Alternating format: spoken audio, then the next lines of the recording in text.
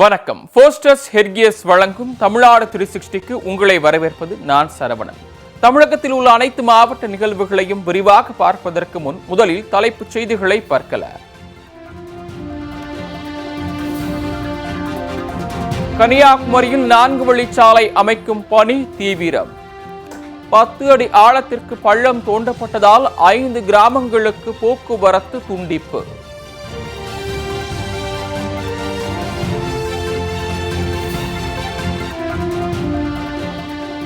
கள்ளக்குறிச்சியில் சுடுகாடு ஆக்கிரமிக்கப்பட்டதால் உடல்களை அடக்கம் செய்ய முடியாத அவலம். விதிகளை மீறி பதிவு செய்யப்பட்ட நிலத்தை மீட்க கிராம மக்கள் கோரிக்கை.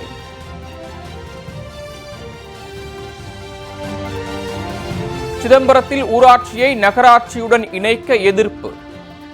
காந்தி சிலை அருகே கிராம மக்கள் கண்டன ஆர்ப்பாட்டம்.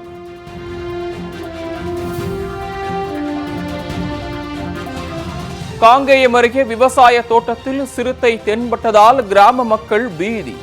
சிறுத்தை நடமாட்டம் குறித்து வனத்துறை அதிகாரிகள் ஆய்வு.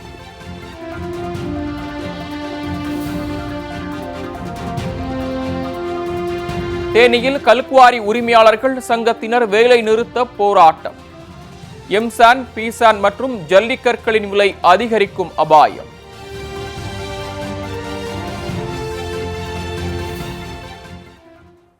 இனி விரிவான செய்திகள்.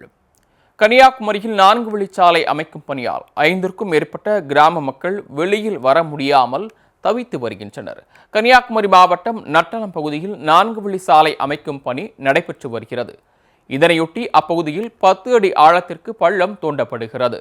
இதனால் மணியன்கோட்டு விலை, நுள்ள விலை உள்ளிட்ட 5க்கும் மேற்பட்ட கிராமங்களுக்கு செல்லும் பாதை துண்டிக்கப்படுகிறது. மேலும் கிராம மக்கள் அத்தியாவசிய தேவைகளுக்கு கூட வெளியில் வர முடியாமல் தவித்து வருகின்றனர். இதனால் சாலை அமைக்கும் பணியை நட்டாலம் பள்ளியாடி அணுகு சாலையை ஒட்டி மேற்கொள்ள நெடுஞ்சாலைத்துறைக்கு அப்பகுதி மக்கள் கோரிக்கை விடுத்துள்ளனர்.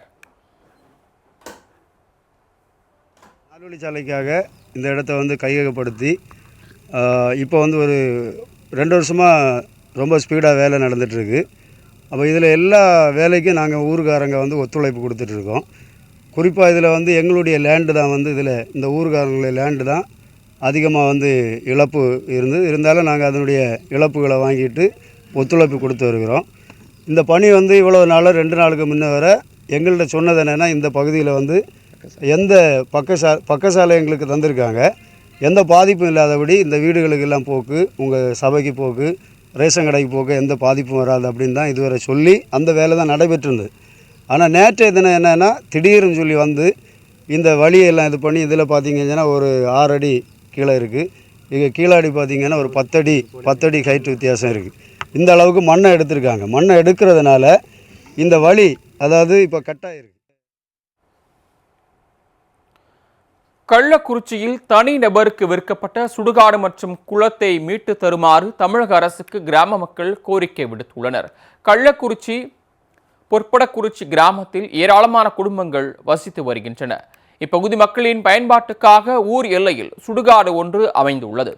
சுடுகாடு உள்ள 2 ஏக்கர் நிலம் 1966ஆம் ஆண்டு வையாபுரி என்ற ஆதி திராவிடர் சமூகத்தை சேர்ந்த நபருக்கு தமிழக அரசு மூலம் வழங்கப்பட்டது.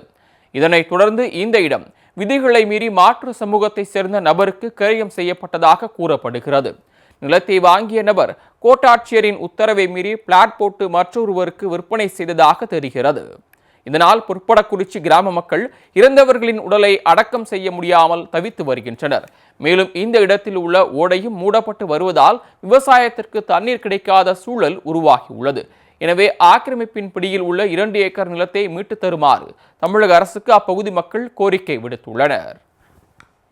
பொபடாக்குறிச்சிக்கும் உலகங்காத்தானுக்கு சேர்ந்த இடம் இருக்குது. 2 ஏக்கர் 65 சென்ட். அந்த 2 ஏக்கர் 65 சென்டில் குளம் ஒன்றும் குளம் இருந்தது, சுடுகாடு அங்கே இருந்தது. அந்த சுடுகாடு நாங்கள் உபயோகிச்சுக்கிட்டு வரோம். இவ்வளோ நாளாக உபயோகிச்சுக்கிட்டு வந்தோம். இப்போ அந்த சுடுகாட்டுக்கு போகிறதுக்கு தரத்தையும் மூடிட்டு சுடுகாட்டுக்கு நாங்கள் போயிச்சு அந்த சபம் இருந்த அந்த மேலே பூரா நெருவிட்டு மரத்தை கொண்டு அடுக்கி வச்சுக்கிட்டு அது எங்களுக்கு உபயோகப்படுத்துறத விடாமல் இவங்க தடுத்துக்கிட்டு இருக்காங்க. அதை நீங்கள் எங்களுக்கு தமிழ்நாட்டில் இருக்க தமிழ்நாடு கவர்மெண்ட்டும் ஐயா கலெக்டர் அவர்களும் எங்களுக்கு இதை வந்து சரி செய்து தரும்படி தாழ்மையுடன் கேட்டுக்கொள்கிறேன். சிதம்பரம் பகுதியில் ஊராட்சியை நகராட்சியுடன் இணைக்க எதிர்ப்பு தெரிவித்து 300க்கும் மேற்பட்டோர் கண்டன ஆர்ப்பாட்டத்தில் ஈடுபட்டனர். கடலூர் மாவட்டம் சிதம்பரம் அருகே கொத்தங்குடி ஊராட்சி அமைந்துள்ளது. நூற்றுக்கணக்கான குடும்பங்கள் வசித்து வரும் இந்த பகுதியை சிதம்பரம் நகராட்சியுடன் இணைக்க நடவடிக்கை எடுக்கப்பட்டு வருவதனால் வரி உயர்வது மட்டுமின்றி 100 நாள் வேலை, இலவச வீடு போன்ற அரசின் சலுகைகளை பெற முடியாது என கூறி இந்த திட்டத்திற்கு அப்பகுதி மக்கள் எதிர்ப்பு தெரிவித்து வருகின்றனர். இதனைத் தொடர்ந்து சிதம்பரம் காந்தி சிலை அருகே கிராம மக்களின் கண்டன ஆர்ப்பாட்டம் நடைபெற்றது. இதில் 300க்கும் மேற்பட்டோர் கலந்து கொண்டு ஊராட்சியை நகராட்சியுடன் இணைக்க எதிர்ப்பு தெரிவித்து முழக்கங்களை எழுப்பினர். மேலும் அரசின் இந்த முடிவை கைவிடாவிட்டால் வரும் 19ஆம் தேதியன்று சப் கலெக்டர் அலுவலகத்தை முற்றுகையிட்டு போராட்டம் நடத்தப் போவதாகவும் அவர்கள் தெரிவித்துள்ளனர். தடுப்பூசி வேணும்னா அந்த திருத்தப்பட்ட ஆதார அட்டை தேவைப்படுகிறது என்ற அளவில் மாணவர்களுக்கு இருப்பிட சான்றிதழ் கொடுக்கறதுலேருந்து நிறைய தேவைகள் ஊராட்சி அளவில் தலைவர் இருந்தால் தான், அங்கே ஒரு மக்கள் பிரதிநிதி இருந்தால் தான் அந்த மக்களுக்கான தேவைகளை செய்ய முடியுது. எந்த சூழ்நிலையிலும் யூனியன் ஆஃபீஸில் இருக்கிற ஒரு பிடிஓனால பஞ்சாயத்து நிர்வாகம் சாத்தியமே இல்லை. அது ஊழலுக்கு தான் வழிவகுக்குது. மக்களாட்சியில் தேர்தலை நடத்துங்கள் என்று ஒரு போராட்டத்தை இன்னைக்கு நம்ம சிதம்பரத்தில் நடத்தியிருக்கிறோம். தமிழக அரசு உடனடியாக ஜனநாயகத்தில் நம்பிக்கை வைத்து தேர்தலை நடத்தும் என்ற நம்பிக்கை இருக்குது.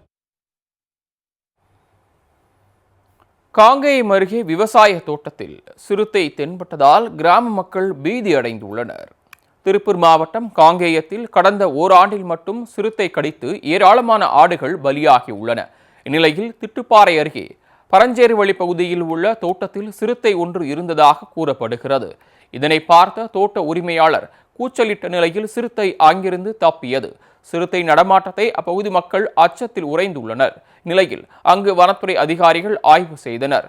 மேலும் ஆடு மாடுகளை பாதுகாப்பாக வைத்திருக்குமாறு விவசாயிகளுக்கு வனத்துறையினர் அறிவுறுத்தியுள்ளனர்.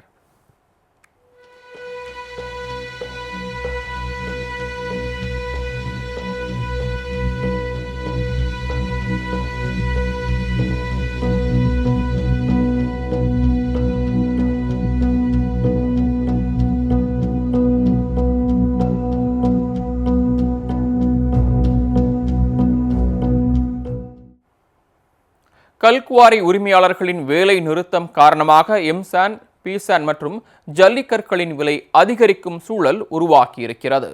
தேனியில் இயங்கும் கல்குவாரிகளில் இருந்து எம்சான், பீசான் மற்றும் ஜல்லிக்கற்கள் அண்டை மாநிலமான கேரளாவிற்கு கொண்டு செல்லப்படுகிறது.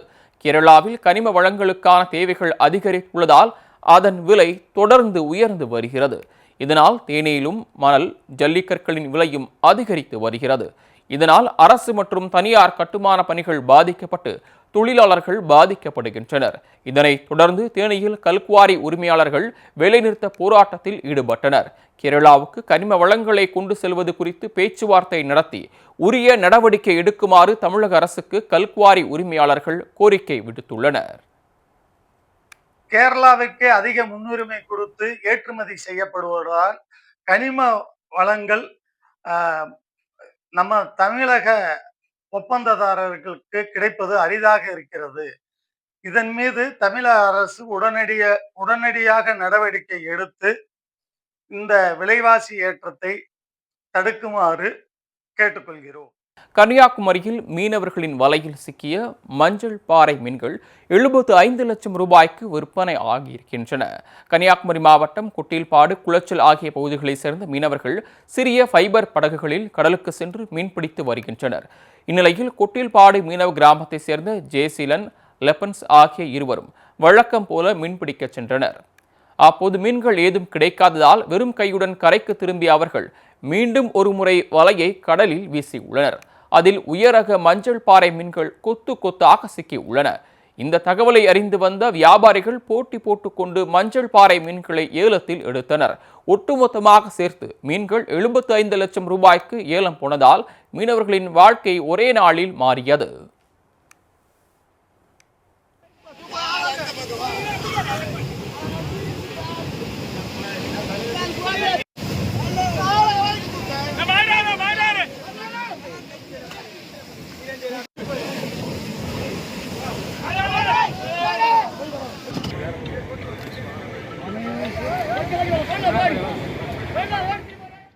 போஸ்டர்ஸ் ஹெட்கியர்ஸின் தமிழ்நாடு 360யில் அடுத்து வருவது உங்கள் ஊர் நிகழ்வுகளை விரைவாக வழங்க வரும் உள்ளூர் எக்ஸ்பிரஸ்.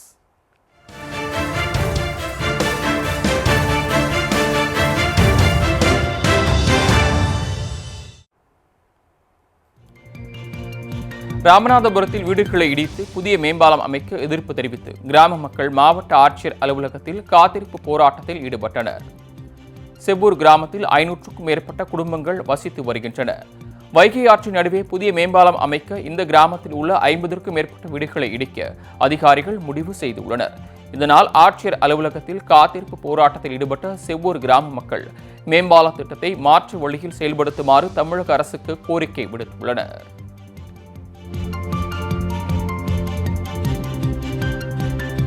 திருச்சியில் போக்குவரத்திற்கு இடையூறாக இருந்த சாலையோர ஆக்கிரமிப்பு கடைகளை மாநகராட்சி அதிகாரிகள் அதிரடியாக அகற்றினர். திருச்சி மாவட்டம் இப்ராஹிம் பூங்கா முதல் தெப்பக்குளம் மெயின் ரோடு கேட் வரை சாலையை ஆக்கிரமித்து ஏராளமான கடைகள் அமைக்கப்பட்டன. இதனால் போக்குவரத்து பாதிக்கப்பட்டதை தொடர்ந்து மாநகராட்சி அதிகாரிகள் ஜேசிபி இயந்திரம் மூலமாக 30க்கும் மேற்பட்ட கடைகளை அகற்றினர்.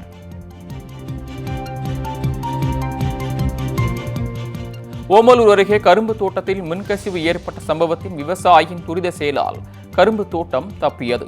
சேலம் மாவட்டம் கோபிநாதபுரத்தை சேர்ந்த நல்லப்பன் என்பவருக்கு சொந்தமான கரும்பு தோட்டத்தை ரவி என்பவர் குத்தகைக்கு எடுத்திருந்தார்.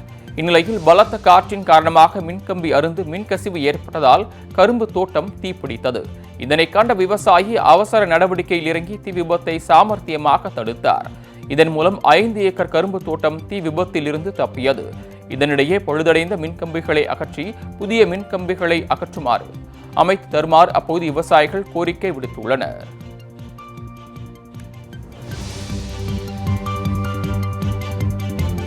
ஆற்காடு அருகே தனியார் பேக்கரி கடையில் ஐஸ் கேக் சாப்பிட்ட சிறுவனுக்கு வாந்தி பேதி ஏற்பட்டது. ராணிப்பேட்டை மாவட்டம் ஆற்காடு அருகே செயல்பட்டு வரும் தாஜ் கேண்டீன் என்ற பேக்கரி கடையில் ராஜ்குமார் என்பவர் தனது 4 வயது மகனை அழைத்துக் கொண்டு சென்று அங்கு ஐஸ்கிரீம் வாங்கினார். இதை சாப்பிட்ட சிறுவனுக்கு சிறிது நேரத்திலேயே வாந்தி ஏற்பட்டது. இதனையடுத்து ராஜ்குமார் அளித்த தகவலின் பேரில் உணவு பாதுகாப்புத்துறை ரவிச்சந்திரன் தலைமையிலான அதிகாரிகள் பேக்கரி கடையில் ஆய்வு மேற்கொண்டனர். இதில் காலாவதியான உணவுப் பொருட்கள், பிளாஸ்டிக் பொருட்களை பறிமுதல் செய்து அதிகாரிகள் பேக்கரியை பூட்டி சீல் வைத்தனர்.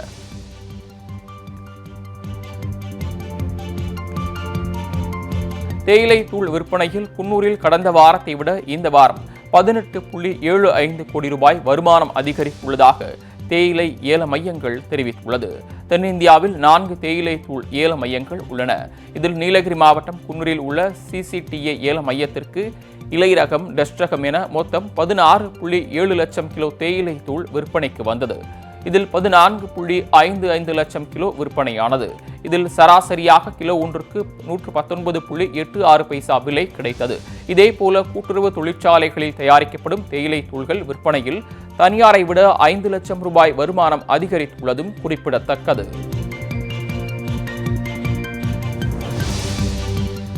கீழ்பெண்ணாத்தூரில் உள்ள அங்காள பரமேஸ்வரி அம்மன் கோயிலில் தேர் திருவிழா விமர்சையாக நடைபெற்றது. திருவண்ணாமலை மாவட்டத்தின் மிகவும் பழமை வாய்ந்த அம்மன் கோயிலில் ஒன்றான இங்கு மாசி திருவிழாவை முன்னிட்டு திருவிழா நடைபெற்றது.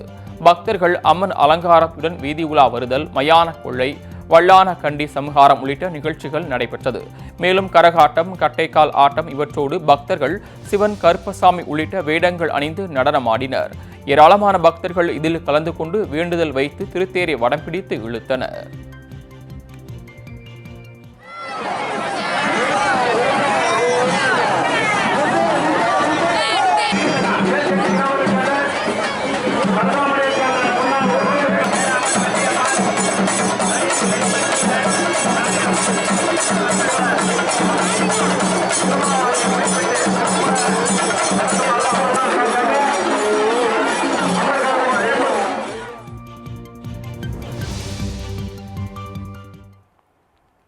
போஸ்டர்ஸ் ஹெட்கியர்ஸ் வழங்கும் தமிழ்நாடு 360யில் மாவட்டங்களில் நடந்த விளையாட்டு செய்திகளை வழங்க வருகிறது விளையாட்டுக் களம்.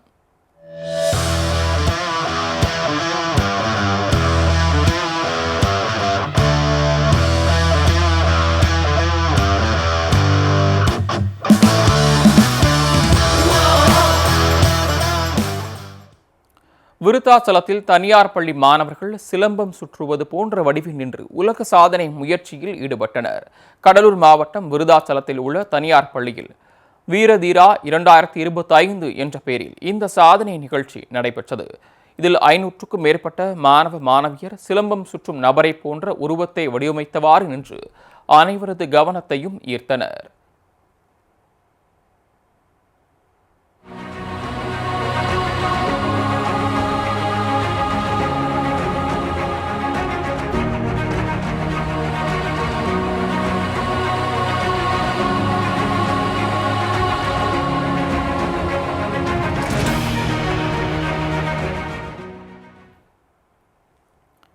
இந்த சாதனை ஐன்ஸ்டீன் உலக சாதனை புத்தகத்தில் இடம்பெறும் என எதிர்பார்க்கப்படுகிறது. இதனைத் தொடர்ந்து சாதனை நிகழ்ச்சியில் பங்கேற்ற மாணவ மாணவியருக்கு பாராட்டு சான்றிதழ் வழங்கப்பட்டது.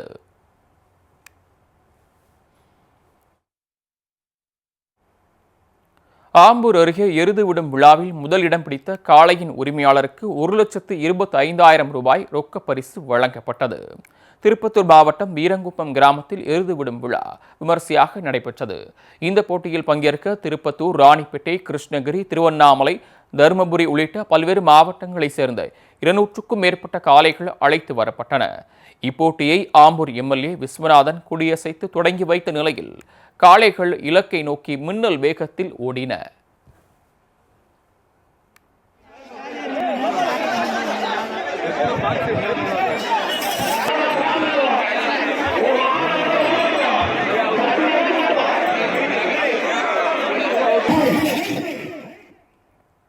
காளைகள் மீது கட்டப்பட்டிருந்த பரிசு பொருட்களை வீரர்கள் போட்டி போட்டுக்கொண்டு பறிக்க முற்பட்டனர். அப்போது காளை முட்டி 10க்கும் மேற்பட்ட இளைஞர்கள் லேசான காயமடைந்தனர். இதனைத் தொடர்ந்து முதல் இடம் பிடித்த காளைக்கு 1,25,000-ம், 2ஆம் இடம் பிடித்த காளைக்கு 75,000 ரூபாயும், அதேபோல 3ஆம் இடம் பிடித்த காளைக்கு 50,000 ரூபாயும் ரொக்க பரிசாக வழங்கப்பட்டது.